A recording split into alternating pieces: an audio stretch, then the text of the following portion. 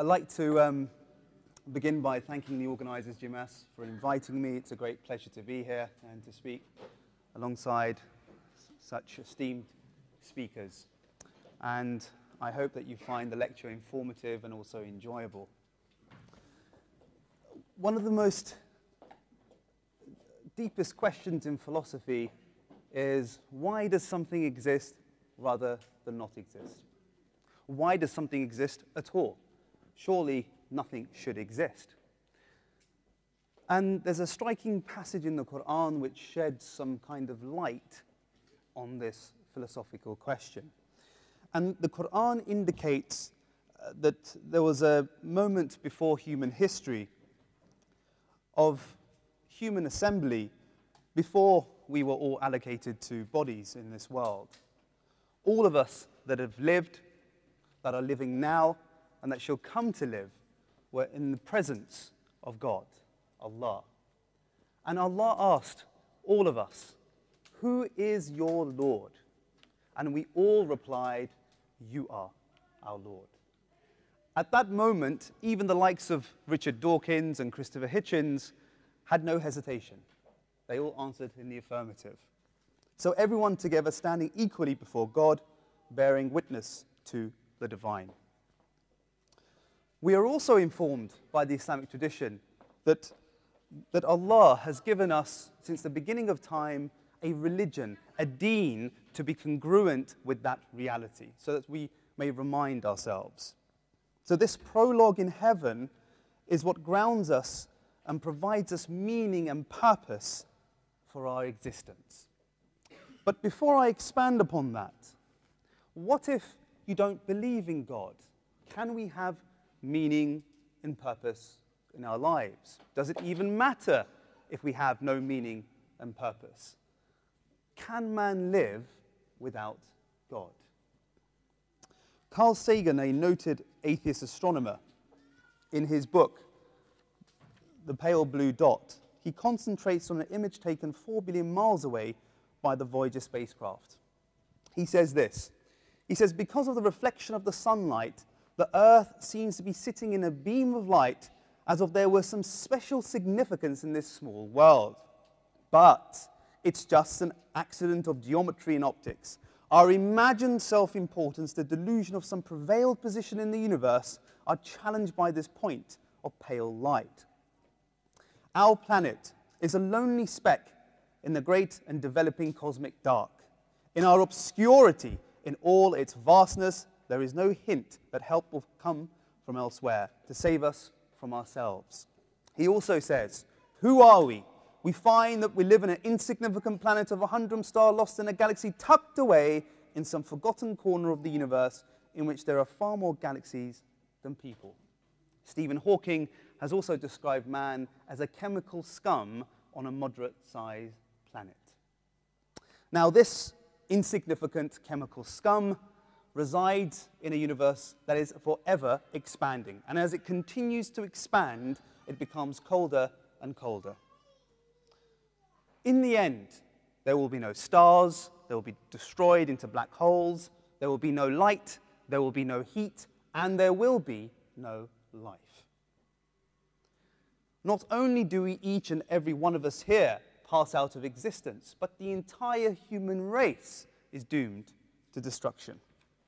So I ask my atheist friends, in a horrific scenario such as this, how can we conjure up some kind of meaning in our lives? Does it really matter whether you exist at all? But some may say, well, hold on. I'm important to my life. The impact that I have has immense amounts of significance. But I just ask this, if all is to end in destruction, what does it matter what you influence at the end of the day? Whether it's the contributions to science, the research of the doctor to alleviate pain and suffering, the efforts to secure peace in the world, the sacrifices for others, the conquering of lands, the building of magnificent and illustrious buildings, writing a bestseller, to establish a family, to accumulate a fortune, to strive for further progress and prosperity, the long hours of study, our jobs, our friendships. In the end, in a final analysis, it is all pointless. No meaning whatsoever. in the end, it all amounts to nothing. Absolutely nothing. It makes no difference whatsoever. Why?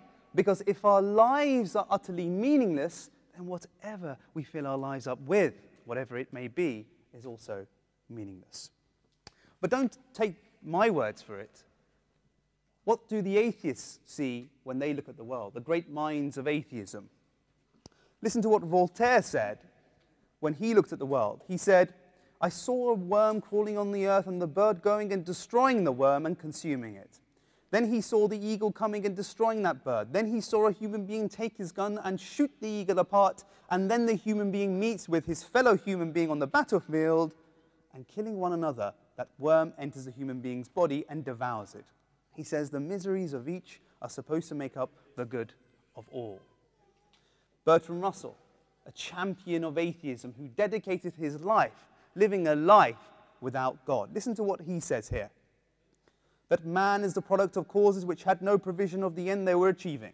That his origin, his growth, his hopes, his fears, his love, his beliefs are but the outcomes of accidental collocations of atoms. That no fire, no heroism, no intensity of thought and feeling can preserve the individual life beyond the grave. That all the labors of all the ages, all the devotion, all the inspiration, all the noonday brightness of human genius are destined to distinction in the vast death of the solar system, and that the whole of temple of man's achievement must inevitably be buried beneath the debris of the universe in ruins. You can see that they are captivating the cry of meaningless in the universe. Now, this may seem as a depressing depiction of man, but it is very, very consistent. Think of it like this, and this will appeal to the younger members of the audience. There are computer games that create virtual lives, that we can get married, we can have friends, get promotions, accumulate wealth, become kings and queens, and conquer lands, control armies. But when you turn the power off, those hours and days and months and years in some people's situations, do they amount to anything?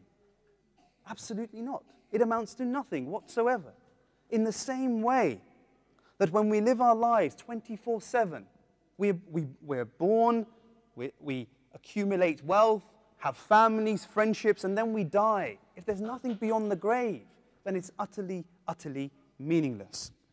What that means is that if life ends at the grave, then man is like a criminal sentenced to death, and the time before his sentence date, he's just killing time. So, without God, it does not make a difference whether you live, die, whether you existed at all. What about purpose? Do you have purpose if there is no God, if there is no Allah? Do you have purpose in your life? Well, without God, the universe is nothing more than a cosmic accident, a graveyard of matter. That's all it can be. But then if that is the case, then what of man? How does man fit into this picture? Then man becomes nothing more than a freak of nature. He has no goal, he has no purpose. Suppose now I was speaking and I tipped this glass over and the water spilt. It would not make any it wouldn't make any sense if you asked the question, why did you do that, Adam? And I would just simply reply, well, that's a silly question. It was an accident. There was no point. In the same way, man is a freak of nature. He is an accident. There is no point, there is no goal to his life. Listen to Stephen Jay Gould, the paleontologist from Harvard. This is how he puts it, a confessed anti-theist. He says, and this is his explanation why we are here. He says, we are here because one odd group of fish had a peculiar fin anatomy that could transform into legs for terrestrial creatures. That's the only reason that you are here. Because comets struck the earth and wiped out dinosaurs, thereby giving mammals a chance not otherwise available.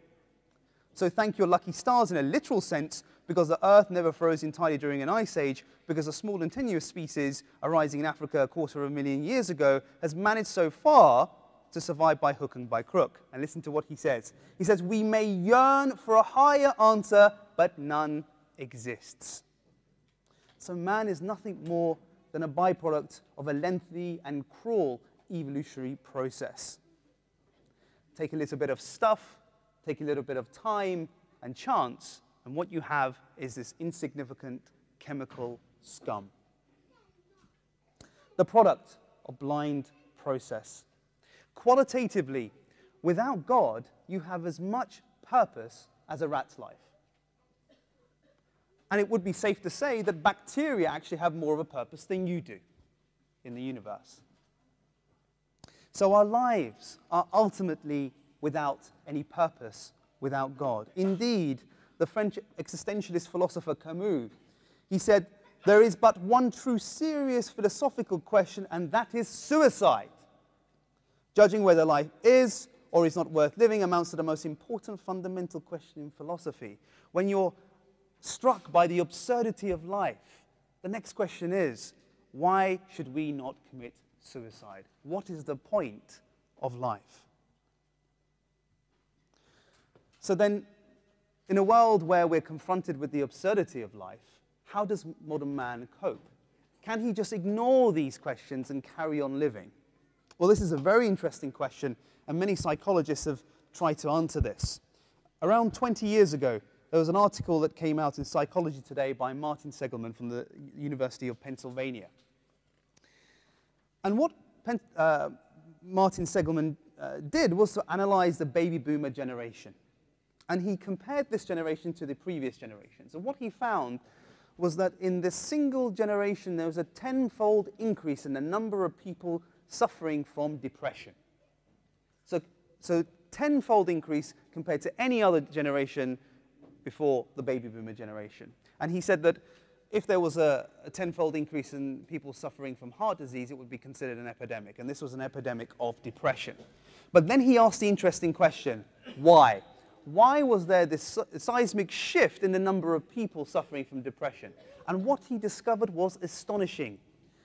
He found out that these people lost the art of living their life for some greater purpose, for some purpose greater than themselves.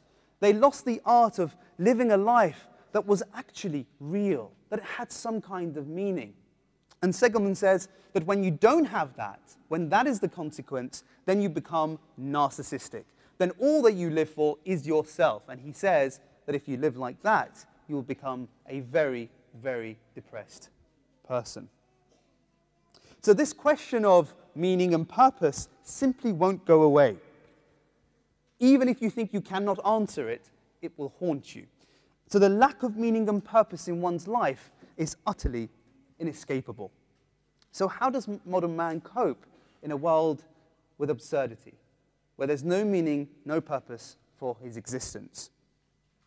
Now, we have to understand that this is relatively a new problem for man. It's a blip in history.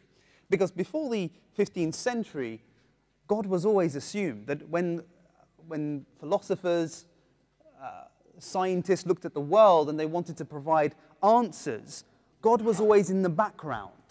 God defined all aspects of reality. Think of any kind of problem, political, ethical, moral, existential. God was always assumed in answering those questions. But then came the Enlightenment, where man felt that he had outgrown God. This juvenile, delinquent stage of human development, this thing called religion, this thing called God. We didn't need God anymore. We could go on without him. But in killing God, in his life, he killed himself. Now, if you're going to take something from this lecture, what I'd ask you to take is this point here. That if you do not have God in your life, that you do not have God wholeheartedly in your heart, then something else will come in its place and take its place and become a counterfeit God. That's a guarantee. You see, when we think of idolatry, the image that is conjured up in our minds is of this primitive man bowing down to this statue. We look at the Greco-Roman culture, where every city had its own idol and there were shrines around it and people would go and worship their deities. And we had Aphrodite, the goddess of beauty, Ares, the god of war, Artemis, the goddess of fertility and wealth. And we know from the pre-Islamic era they had the Quraysh, the pre-Islamic Arabs, had 360 idols. Each tribe would have their totem in Makkah that they would represent their tribe and heritage, and they would worship their idol. And we know the famous story of Umar ibn Khattab, where he said that there are two things that he remembers of the time of Jahiliyyah before he was Muslim. One was one that would make him cry, one would make him laugh. Now the one that made him laugh was this, that he was going on a journey and he wanted to bless his journey. And as they did in those days, they would have an idol to bless the journey. And he couldn't find one at the time. And the only thing that he could find was a date. So he took this date and tied it around his neck. So he thought, okay, this will be my idol. So he went on his journey, and he blessed his journey, and he went along. Now, during the journey, he started to get some hunger pangs. He became very, very hungry. And unfortunately, he was ill-prepared, and he didn't have any food. So the only thing he could find was his idol, and he ended up eating his idol.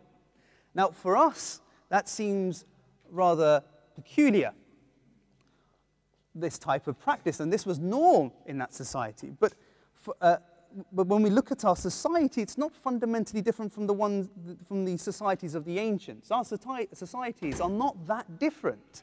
The actual rituals are different, but the basis is not.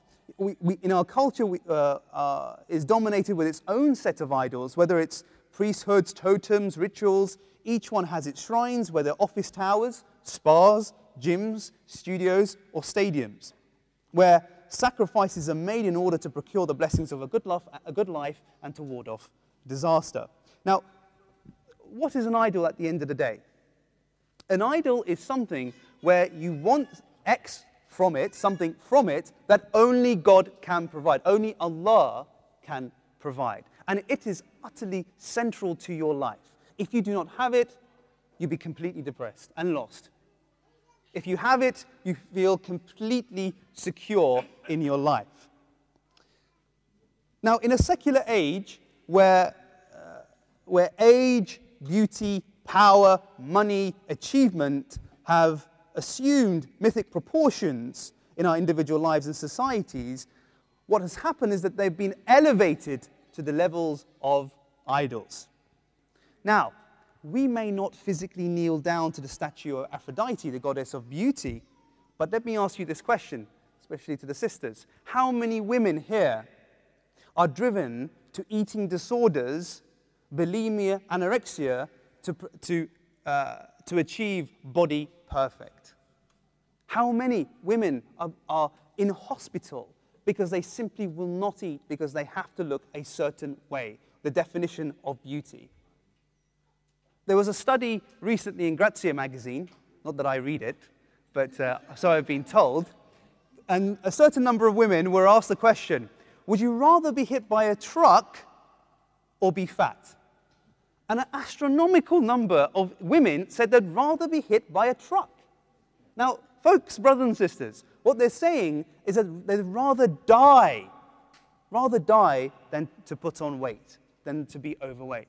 I mean, that really, really explains or shows us, demonstrates how our values have been perverted in our lives. And we stupidly judge people's character, not by their deeds, which is a classical understanding of virtue, but the way that they look.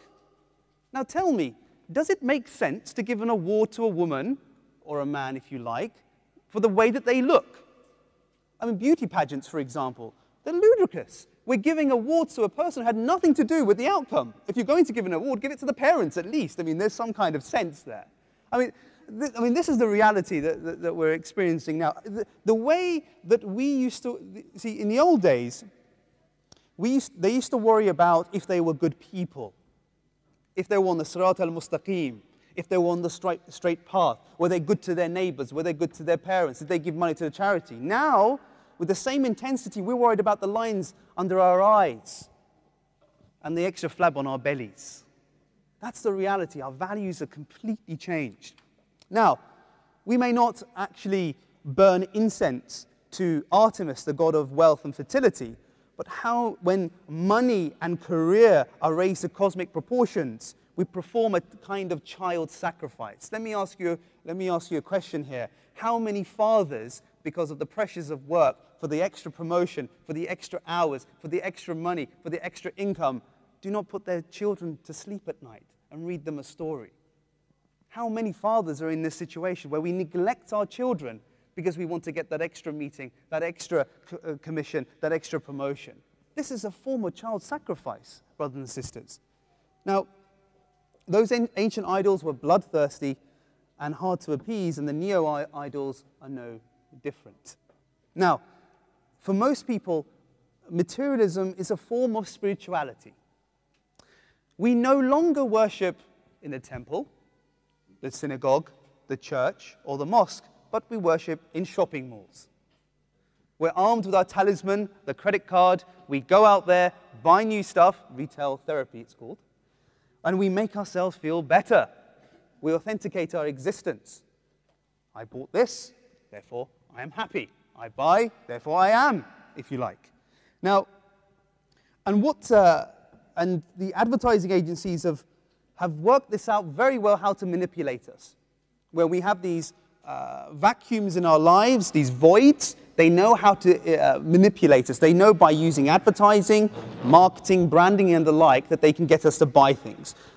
Famous motivational speaker Anthony Robbins said, when people buy things, they're not buying the thing or the product, they're buying states. What he means by that are the emotions attached to the things, right? And we've seen this with perfume ads. You watch a perfume ad and you think, what the hell did that ad have to do with the perfume? Right? You have this guy who's driving a flashy car, comes out with a very nice suit, and he has the woman of his dreams.